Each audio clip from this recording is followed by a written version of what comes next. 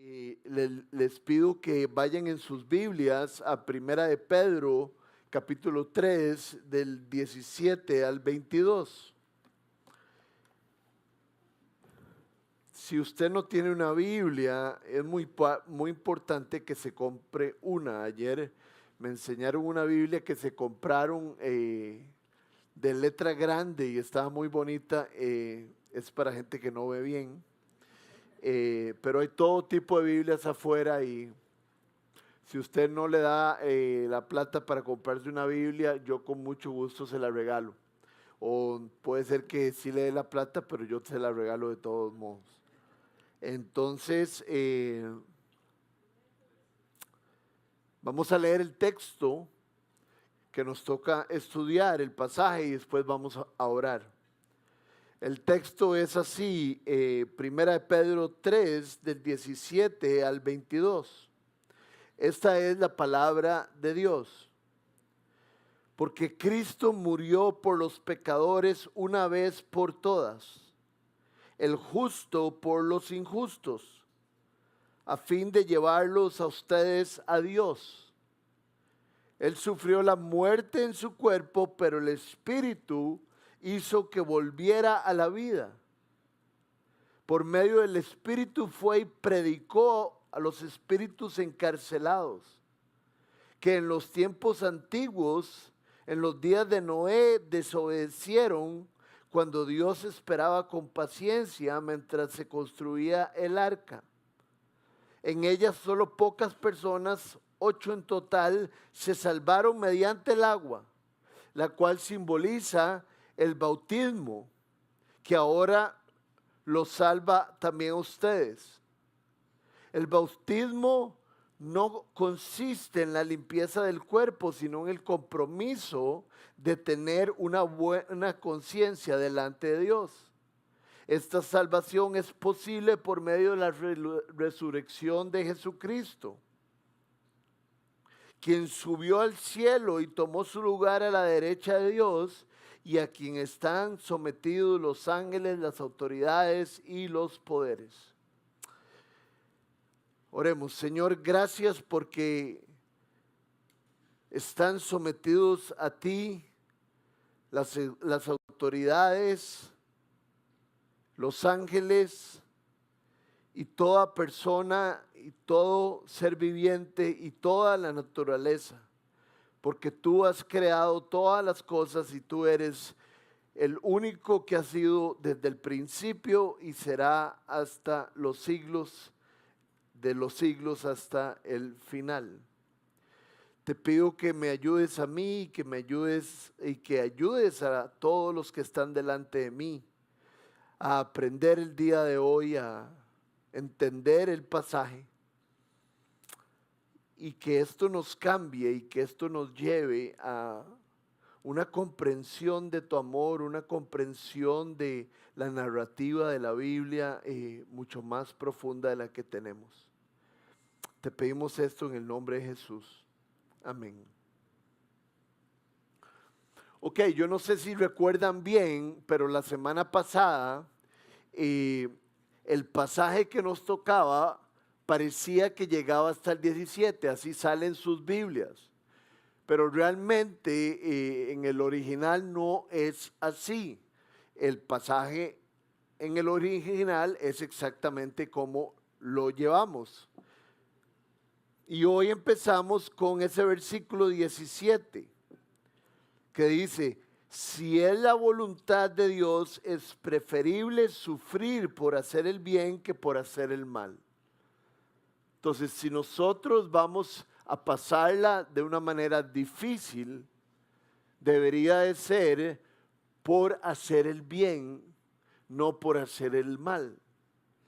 Y quiero mostrarles cómo el pasaje de hoy está ensanguchado de el sufrimiento. Tenemos todavía la etapa de lo que está haciendo Pedro, escribiéndoles a los peregrinos que están en Asia Menor para que ellos perseveren, y escribiendo a nosotros para nosotros perseverar. Entonces el 17 dice: porque Cristo murió por los pecados 17, si es la voluntad de Dios, es preferible sufrir por hacer el bien que por hacer el mal. Hoy llegamos al 22 y vean lo que dice el 4:1.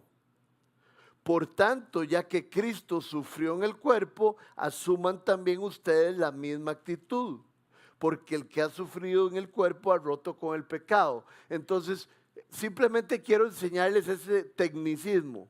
En el 17 se está hablando de persecución y de sufrimiento, y en el 4:1, donde empieza la otra, también se está hablando de eso.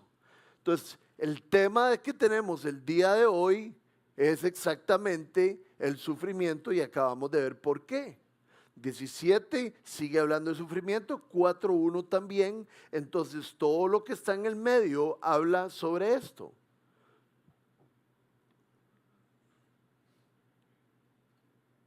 Hay algo lindísimo en el versículo 18, donde empezamos nuestra predicación el día de hoy, ya sabiendo que el 17 dice que es preferible sufrir por hacer el bien y no por hacer el mal. Y es que Jesucristo, el justo, murió por los injustos.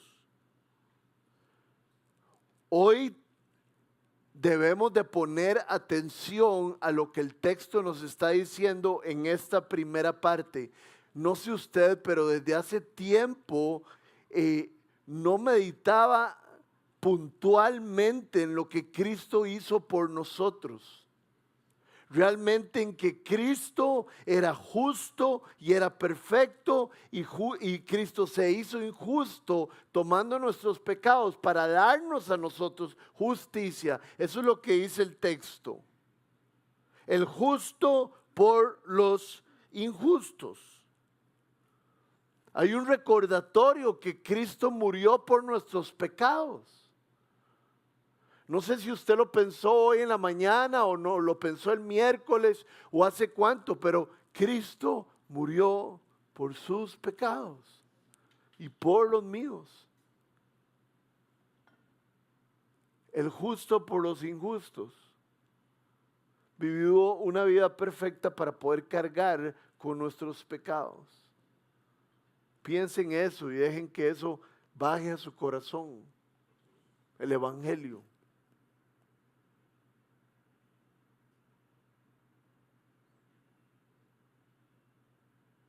Y es que si nosotros el 18 lo estamos estudiando de manera diferente, no cronológicamente, pero si ponen atención, dice, porque Cristo murió por los pecados una vez por todas, el justo por los injustos. Cristo murió por nosotros, pero yo no sé si ustedes alguna vez se han puesto a pensar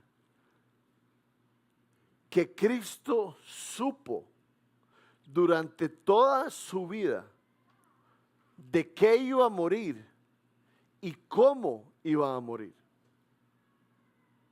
Digamos, si yo salgo hoy de aquí y algo me sucediera y me muero, yo nunca tuve una preocupación, una ansiedad, pensamientos terribles de que iba a morir. Pero Cristo en toda su vida sí lo tuvo. Él sabía que a los 33 años iba a morir y iba a morir como un pecador, que la ira de Dios iba a estar sobre él, los pecados del mundo iban a estar sobre él y que él iba a ser castigado, molido y además iba a derramar su sangre, porque para la redención se necesita el sacrificio de un cordero. Quiero que piensen en eso. El justo por los injustos. Qué maravilla. Pero qué increíble que Jesús no solo sufrió por nosotros en la cruz, sino que toda su vida la sufrió por nosotros. El sufrimiento de Jesús creo que hoy lo entendemos mayor que siempre.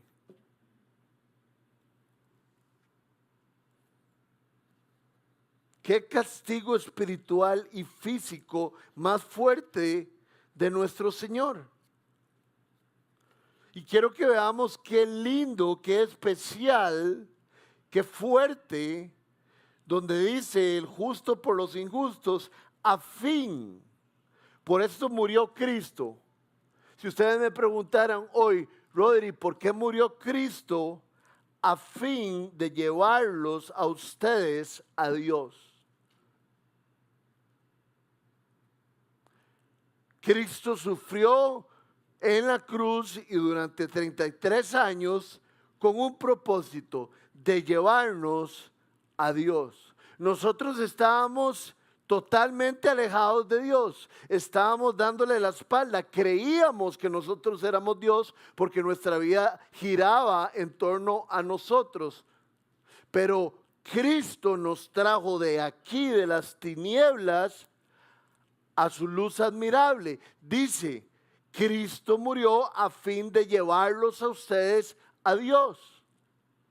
O sea que si yo les dijera a ustedes, a alguno de ustedes, ¿me podrías llevar al aeropuerto el día de mañana, a las 8 de la mañana?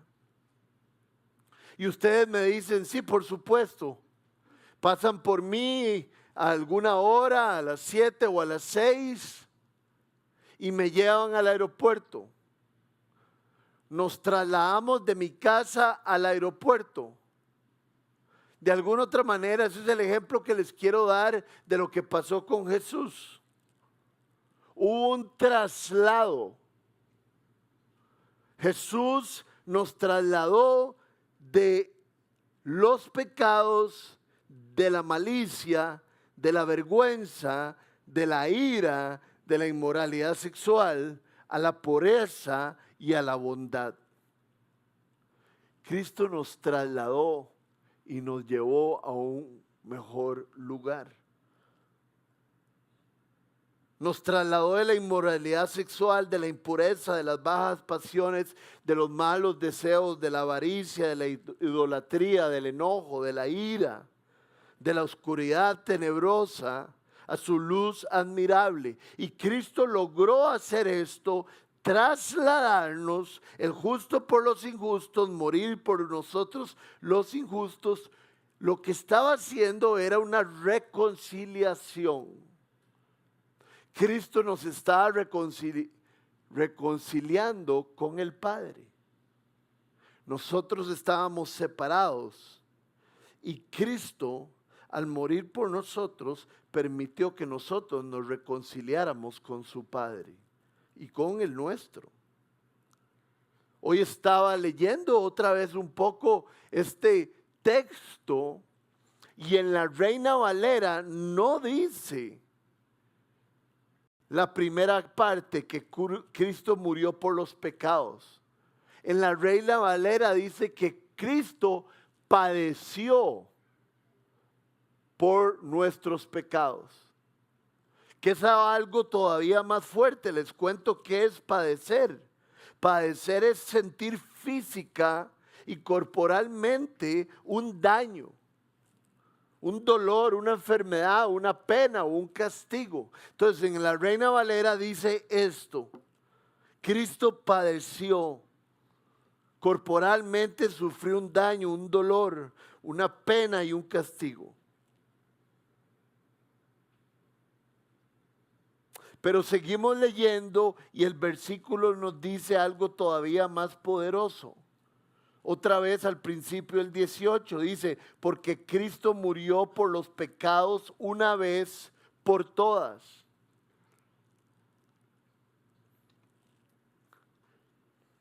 Hace rato no conocía a alguien que tuviera temor de perder la salvación.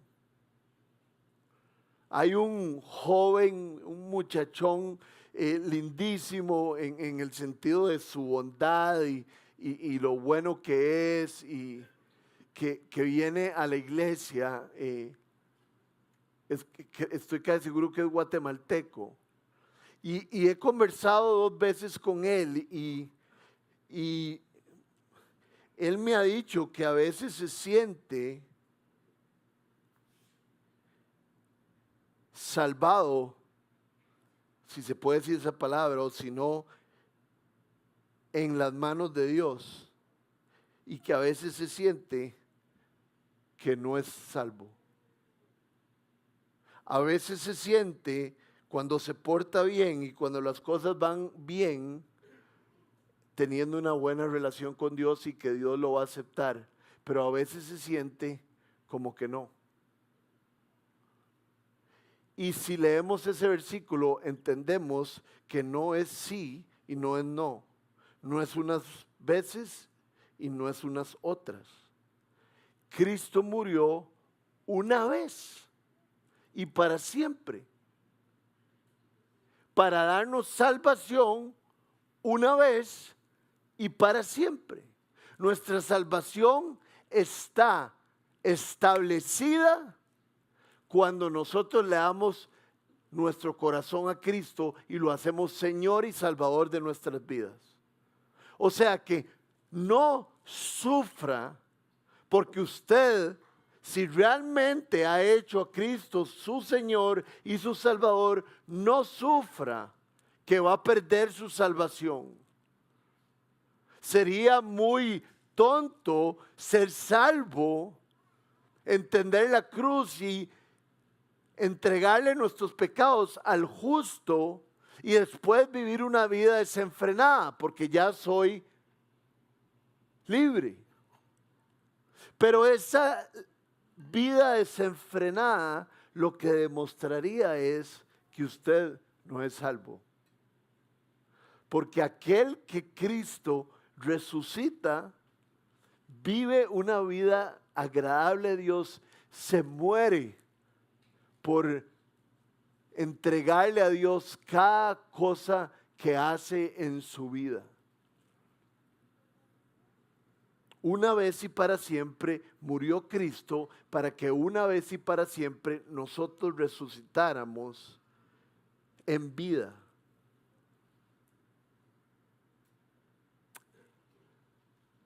Esto es lo que habla acerca de perseverancia de los santos. El sacrificio de Jesús fue suficiente. Y vean qué interesante, casi en la última parte, 18, dice, Él sufrió la muerte en su cuerpo, pero el Espíritu de Cristo, el Espíritu Santo, hizo que volviera a la vida. En otras versiones dice, lo vivificó. Entonces simplemente es un recordatorio que Cristo murió, pero el Espíritu Santo lo vivificó, le dio vida y eso va a ser lo que nos va a pasar a nosotros.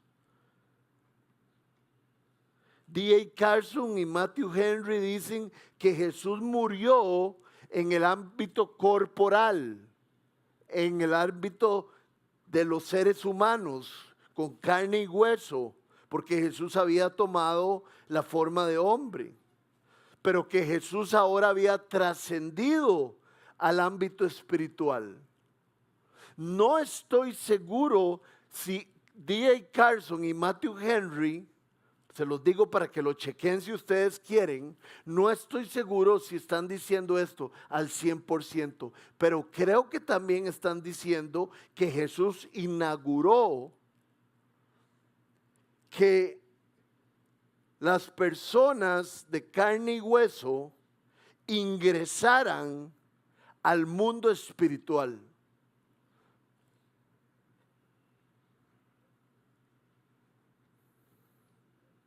Ese es el versículo 18.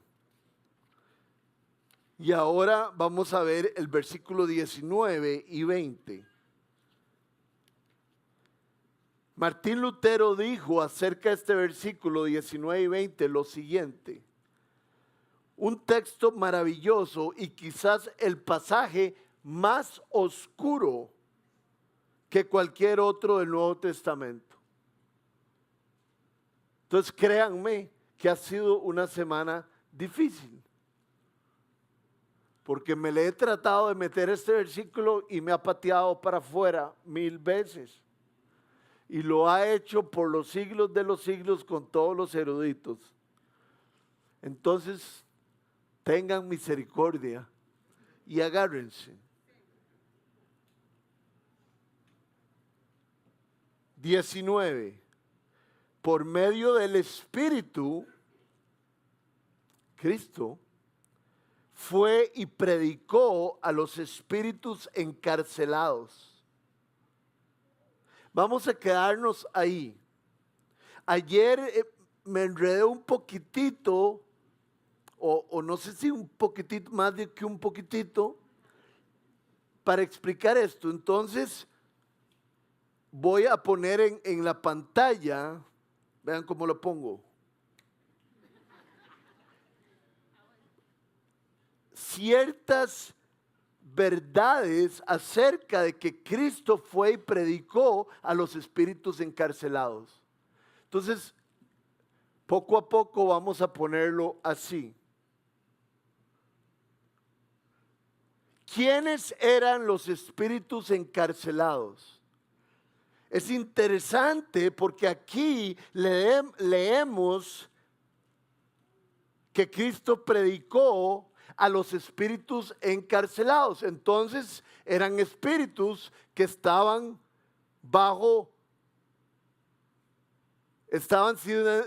habían sido sometidos y estaban encarcelados. Pero si vamos a 2 de Pedro 2:4, dice, Dios no perdonó a los ángeles cuando pecaron, sino que los arrojó al abismo, metiéndolos en tenebrosas cavernas y reservándolos para el juicio. Qué montón de cosas paralelas, ¿verdad? En un lugar es una cárcel y en un lugar es una cueva. En un lugar son espíritus y en otro lugar son ángeles. La mayoría de la Biblia y en el original se ha estudiado, si ponemos la imagen, es que ¿quiénes eran los espíritus encarcelados? Los espíritus encarcelados eran ángeles caídos. ¿Ok? ¿Quiénes eran los espíritus encarcelados? Ángeles que se habían caído. Posiblemente está hablando de la gran cantidad de ángeles que se cayeron junto a Lucifer y otros también. ¿Cuántos espíritus encarcelados eran? No sé si esa pregunta la planteé bien, pero dice que Cristo fue y predicó a los espíritus encarcelados. Entonces, si la Biblia está diciendo que Cristo predicó a los espíritus encarcelados, no está diciendo que Cristo predicó a todo el Seol, a todo el Hades. Porque si no dijera que Cristo fue y predicó a todo el infierno. Pero es interesante porque dice que Cristo predicó a estos ángeles encarcelados. ¿Me están siguiendo? Si no, Cristo hubiera dicho, la escritura hubiera dicho, Cristo bajó y predicó a todos los que estaban en el infierno, pero no, lo especifica. ¿Por qué? No sé. No, ¿por qué? Ahorita lo vamos a ver y es bastante complicado porque no tiene tanta conexión, pero sí lo hace. Sí nos enseña que quiénes eran estos espíritus encarcelados. Entonces ya sabemos cuántos eran. No sabemos, sí, ¿cuántos eran? No lo he dicho, ¿verdad? Ok, ¿quiénes eran? Ángeles caídos. ¿Dónde estaban? Encarcelados. ¿Cuántos eran? Cierta cantidad, no toda la gente que estaba en el infierno, y solo ellos fueron enseñados. No, todos nosotros aprendemos de eso. Y vean la última parte, que es la que nos lleva, la que nos monta en un tobogán a esta parte de Noé. ¿Por qué se les colocó en prisiones? Entonces, ya vimos que por medio del Espíritu, Cristo fue y predicó a los espíritus encarcelados.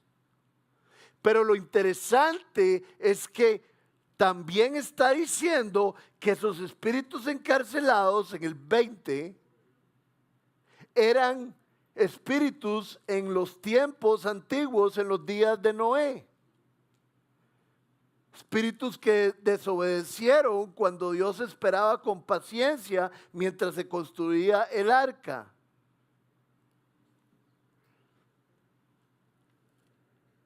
Qué bárbaro, Pedro, pasar de algo que entendimos, espíritus encarcelados, cuántos eran, dónde estaban, y Pedro pasa a decir que en los tiempos antiguos, en los días de Noé, desobedecieron.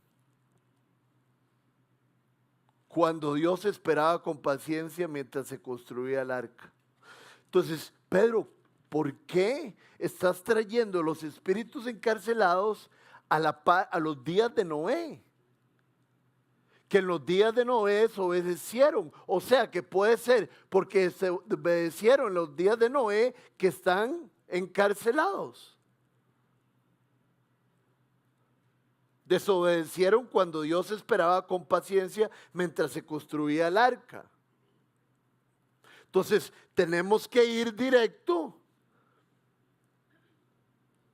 a la parte de Noé y lo que significa que desobedecieron mientras Dios esperaba con paciencia.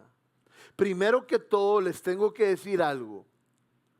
Porque hemos hablado de espíritus encarcelados y ahora estamos hablando de que esos espíritus posiblemente eran los espíritus que desobedecieron en los días de Noé. La Iglesia Católica Romana habla de que hay un lugar de transición para llegar al cielo. La Iglesia Cristiana Romana, Católica Romana, dice que uno muere y hay un tiempito para portarse mejor, para quitarse ciertos pecados y después entrar en la presencia de Dios. Vean qué disparate. Dice la Biblia en Hebreos 9:27. Después de la muerte viene el juicio. O sea, cuando usted muera, lo primero que se va a dar cuenta es que está delante de Dios y Dios le está diciendo, bienvenido. Y va a haber un juicio en algún momento y usted lo va a pasar porque usted está en Cristo. Pero no hay un momento de transición. No es como que si usted va a Houston, pasa por Atlanta. El que muera va directo al juicio. La Biblia nunca habla de un proceso de transición. La Biblia dice que aquel que ha recibido a Cristo en su corazón y lo tiene como Señor, sus pecados se le han perdonado una vez y para siempre. Entonces, ¿para qué ir en un lugar de transición donde me tengo que ganar a Dios si ya dice la Escritura que fueron perdonados nosotros una vez y para siempre? Entonces, si somos perdonados una vez para siempre, porque Cristo murió por los pecados una vez por todas, No tenemos que pasar por ninguna otra cosa porque ya somos rectos, ya somos blancos, tal como la nieve. Entonces eso es una falacia, es una mentira.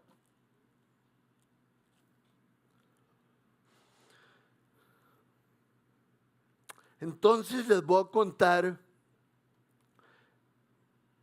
lo que yo definí en mi poca sabiduría de esta parte del 20, de que esos espíritus encarcelados fueron los espíritus que en los tiempos de Noé desobedecieron cuando Dios esperaba con paciencia mientras se construía el arca. Dicen que Dios preencarnado, qué palabra más grande, no es complicado. Dios se encarnó y tomó forma de hombre. Pero Dios preencarnado, antes de venir a la tierra, predicó por medio de Noé. Y predicó y esperó y tuvo paciencia y no se volvieron a él.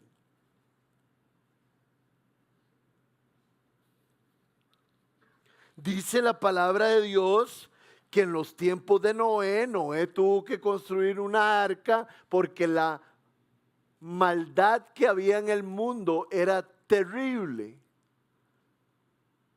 El plan de Dios lo había truncado. No vamos a entrar en la soberanía y la libertad de nosotros, pero por el pecado del mundo, Dios iba a juzgar a aquellos que creían en Él, que creyeron que Él iba a venir a juzgar, y Él salvó a los que creyeron y no a los que no creyeron.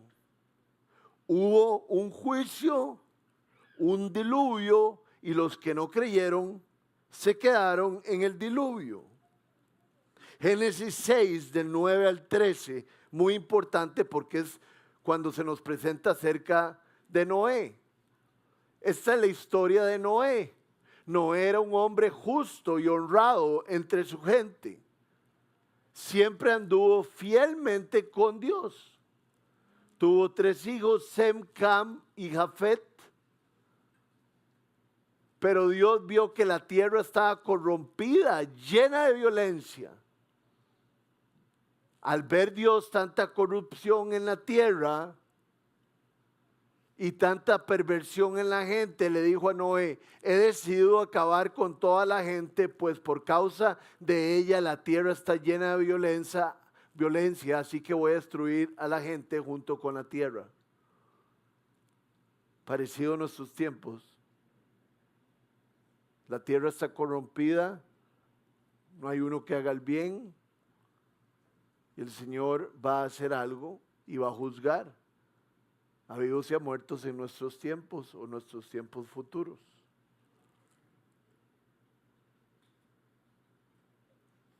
Entonces imagínense, Noé construyendo el arca en un desierto. Y usted pasa a la par del arca, usted vuelve a ver a Noé y usted dice: ¿qué está haciendo este señor? Está construyendo un barco y aquí no hay ni siquiera agua.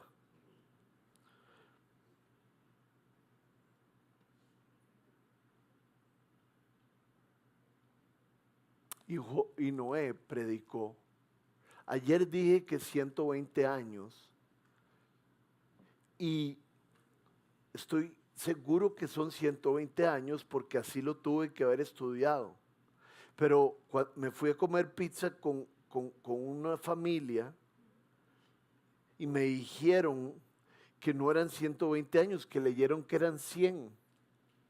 Entonces no importa cuántos años fueron muchos. Creo que fueron 120 años, pero no lo he rebuscado tanto. Pero de 120 años a 100 años, Noé predicó. Y Noé, ¿por qué se está haciendo esto? Porque Dios me ha mandado a hacer esto. Y el que confíe en que Dios ha dado una palabra, no morirá. Porque Dios va a traer un diluvio que va a traer bendición o maldición a los que crean. Y el arca se seguía construyendo después de 20 años, 30 años, iba progresando y Noé seguía predicando. Estoy haciendo esta arca porque Dios me habló y dijo que iba a destruir la tierra y la iba a juzgar. Si ustedes tienen fe en lo que Dios ha dicho, vayan y prepárense para montarse en el arca, porque viene un diluvio que va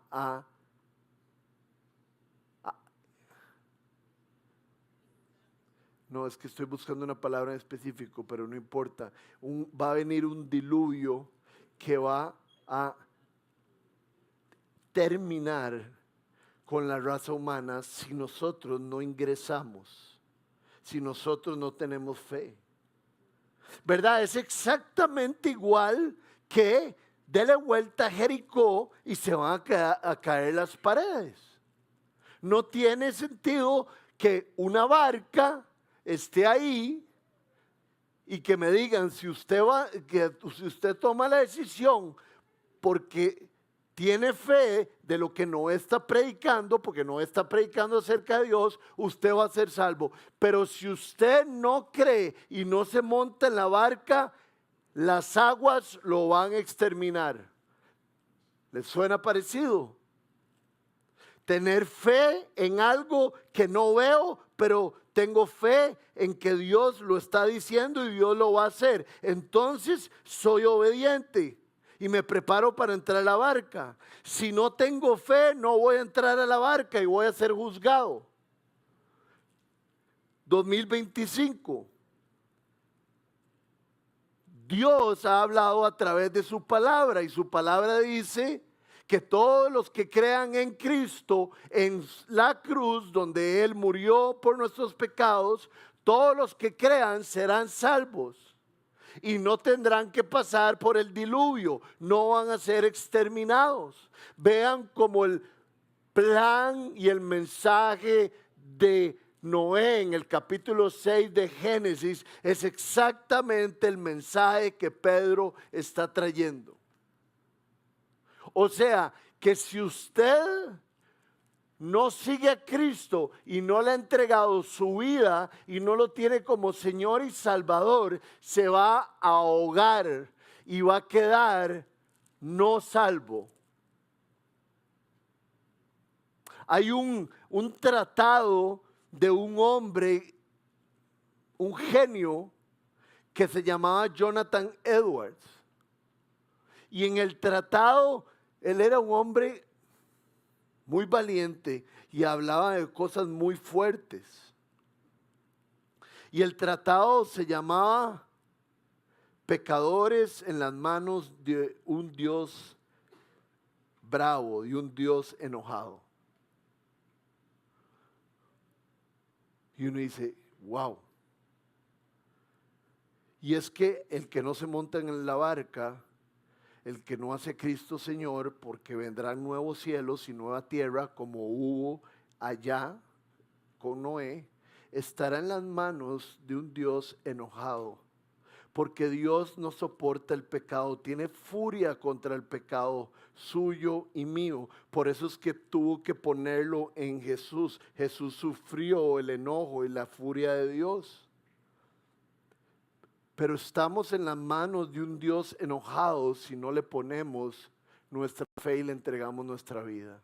Yo en estos momentos les estoy predicando el Evangelio de una manera evangelística para que usted le entregue su vida a Dios.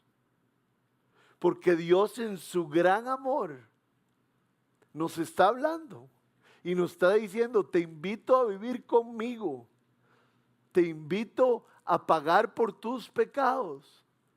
Solo tenés que volverte a mí y no importa, solo vuélvase a mí y yo voy a empezar a caminar con usted y todo va a empezar a tener sentido porque yo le doy mi Espíritu Santo. Pero si usted no tiene el Espíritu Santo, se va a quedar ahogado hasta que se quiten todas las aguas y toda la tierra sea nueva. Es lo mismo. ¿Me están entendiendo?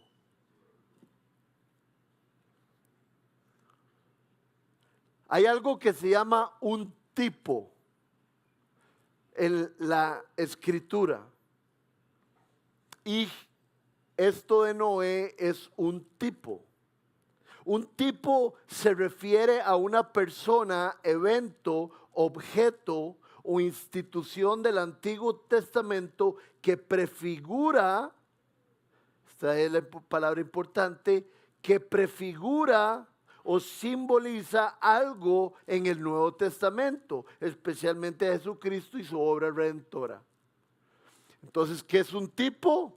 Un tipo, vean qué montón de teología estamos aprendiendo. Un tipo es algo que sucede en el Antiguo Testamento y que en el Nuevo sucede de alguna otra manera en el Antiguo Testamento, pero es lo que prefigura algo que sucede en el Nuevo. Génesis 6 es un tipo, porque hay una oportunidad de salvarse, hay una oportunidad de escuchar el mensaje de Dios y creerlo. Y si no lo cree, sufrir el diluvio y quedarse muerto y juzgado y no poder disfrutar de las tierras nuevas que Dios está haciendo. Entonces, esto es lo que prefigura la salvación en Cristo. Antes eran aguas, antes era montarse una barca, ahora es abrazarlo a Él y abrazar su justicia y abrazarlo como nuestro Señor y vivir para Él por siempre. Eso es lo que se prefiguró, ese es el tipo de la salvación que hay hoy. Un tipo para el día de hoy sería Sadrach, Mesach y Abednego en el fuego.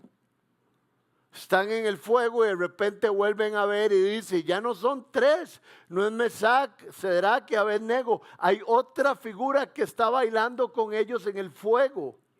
Y ese era un tipo de Jesucristo en el Nuevo Testamento. Ya no les voy a hablar más de tipos, porque suena raro la palabra, ¿verdad? Rodri hoy me enseñó acerca de un tipo.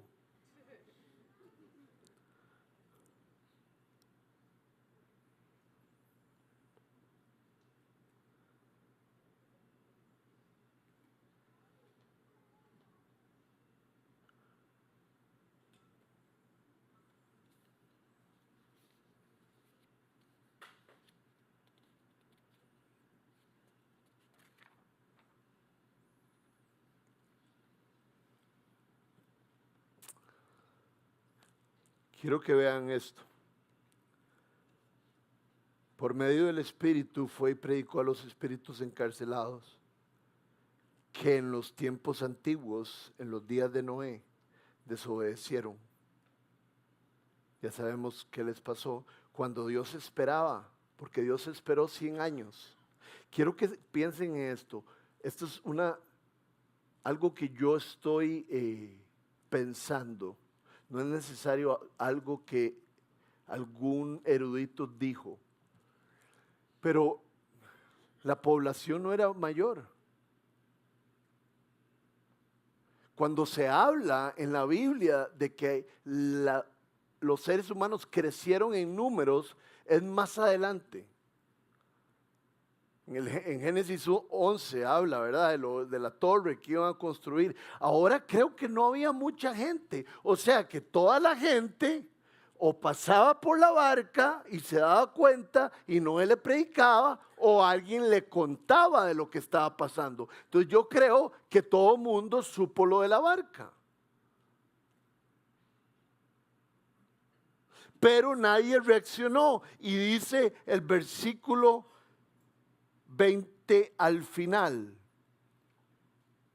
en ella solo pocas personas, 8 en total, se salvaron mediante el agua.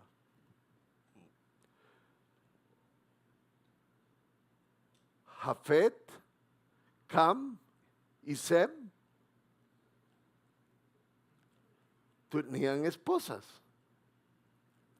Entonces, las esposas, las nueras de Noé y sus esposos, los hijos de Noé, me imagino que todos y la esposa de Noé trabajaban construyendo la barca.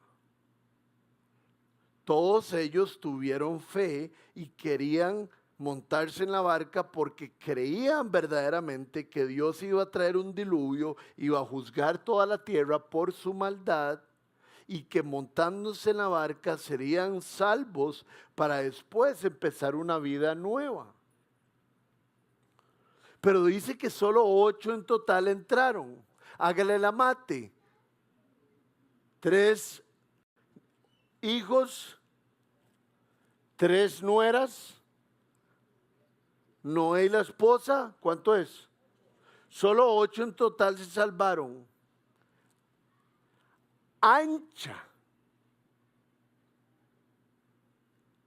es la puerta, ancha o ancho es el camino para la destrucción. ¿Qué es lo que les estoy diciendo? Lo que dice la palabra de Dios, eso es lo que dice. Es ancho, es gigante el camino para la destrucción, para no creer. El camino de creer es angosto, dice la Biblia, porque son pocos los que se van a salvar. La gran mayoría no cree y cree que se trata de la vida de ahora, pero unos creen en Cristo y unos creen en el mensaje de la Biblia y entran por la puerta angosta. Aquí hay un montón de personas que si no le entregan su vida a Cristo, entrarán por la puerta ancha donde viene la destrucción. Pero si pongo mi fe en Cristo y lo abrazo y empiezo a preguntarle, porque no entendí lo que dijo Rodri, Dios, no entendí bien, pero quiero buscarte.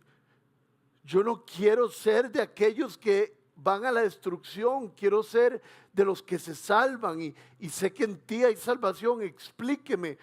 Yo voy a venir a la iglesia, voy a ponerlo a usted primero. Hay un montón de gente que uno cree que se va a salvar, que no se salva. Solo 8 entraron. Hay que perseverar hasta el final. Y un detalle,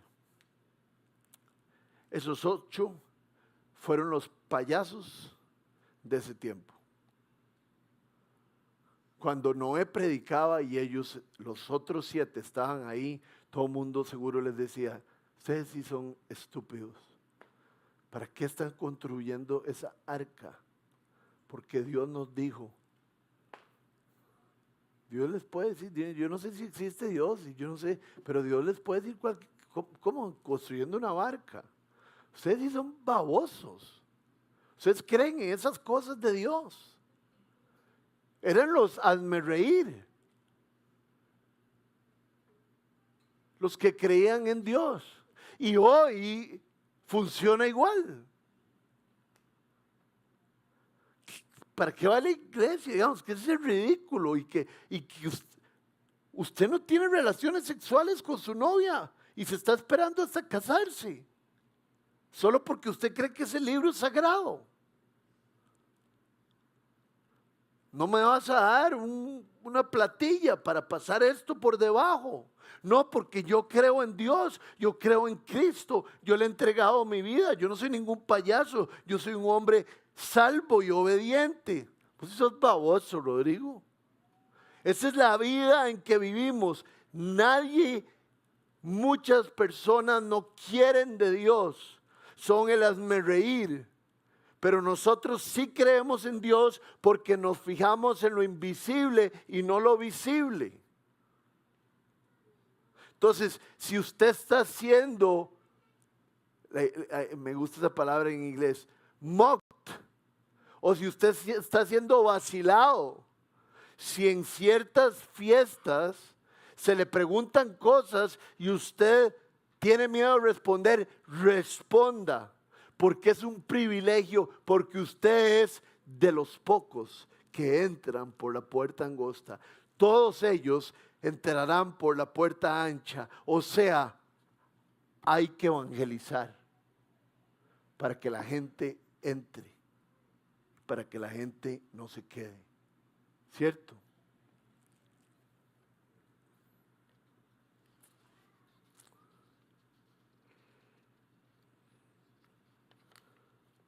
Ahora viene una parte más suavecita, gracias a Dios, que tiene sentido arriba y al final, pero todavía tiene su toque.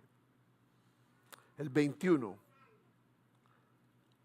habla de la barca y del diluvio, la cual simboliza el bautismo, que ahora los salva también a ustedes. O sea, lo que simboliza es que ellos pasaron por el agua y eso fue como un simbolismo del bautismo que nosotros tenemos ahora.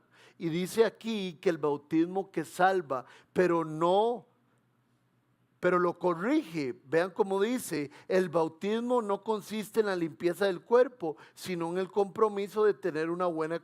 No, me equivoqué, más arriba. La cual simboliza el bautismo que ahora los salva a ustedes. El bautismo no salva, el bautismo es una declaración de que yo tengo fe. Entonces aquí sí lo aclara.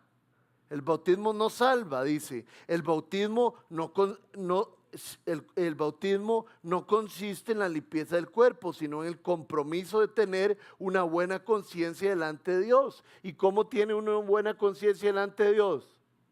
Entregándole nuestras vidas y que nuestros pecados sean quitados. Y dice, esta salvación es posible por la resurrección de Cristo. Entonces yo ya no quiero complicarme. Y la Biblia primeramente se tiene que entender literalmente. Entonces, ¿qué es lo que está diciendo Pedro? Pedro está diciendo que mientras ellos iban montados en la barca, era una demostración de el compromiso que habían adquirido con Dios. Entonces, como pasaban por el agua, eso es un buen paralelo de que aquellos que han creído en Dios se han bautizado. ¿Me copiaron? Si usted no se ha bautizado, bautícese, porque es precioso. Es decir, yo pasé por las aguas, sí fui limpiado porque me metieron aquí a la piscina, pero eso no es lo importante. No se me quitaron los pecados, sino que era una demostración de que sí, se me quitaron los pecados cuando tuve fe. Entonces lo que está diciendo Pedro es nada más que hay un paralelo en los que se montaron en el barco y pasaron por las aguas gracias a su obediencia, a los que ahora le dan su vida a Cristo, se bautizan dando una declaración de Dios y se salvan. Si la sermón de ayer me hubiera salido así, hubiera sido lindísimo.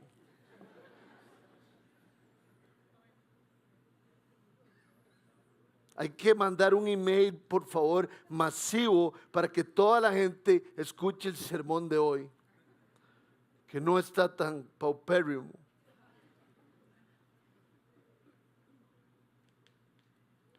Terminamos. Esta salvación es posible por la resurrección de Jesucristo.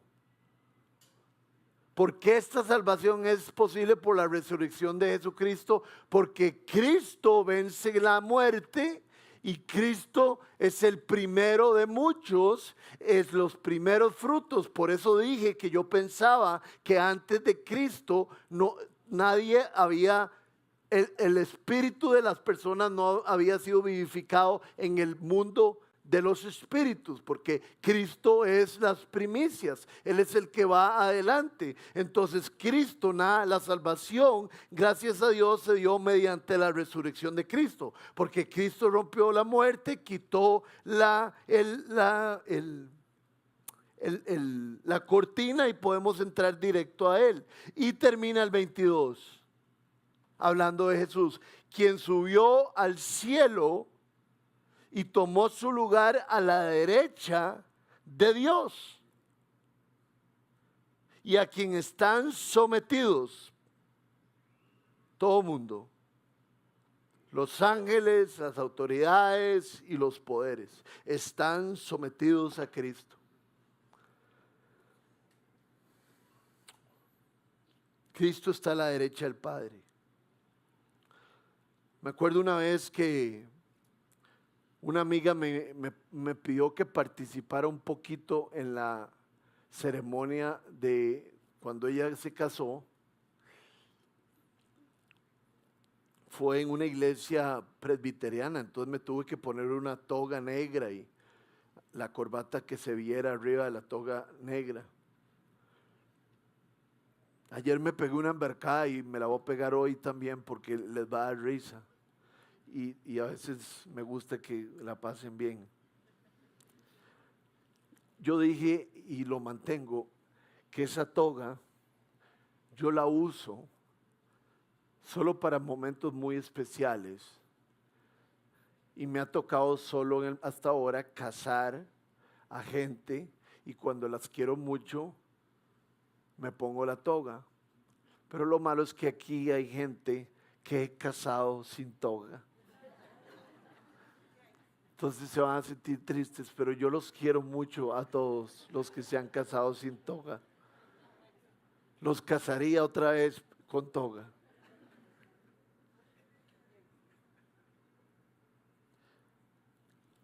Cristo está sentado a la derecha del Padre. Tiene toda la soberanía del mundo. Esto demuestra su exaltación, su poder, su autoridad y la unión con Dios Padre. Cristo es la radianza de la gloria de Dios.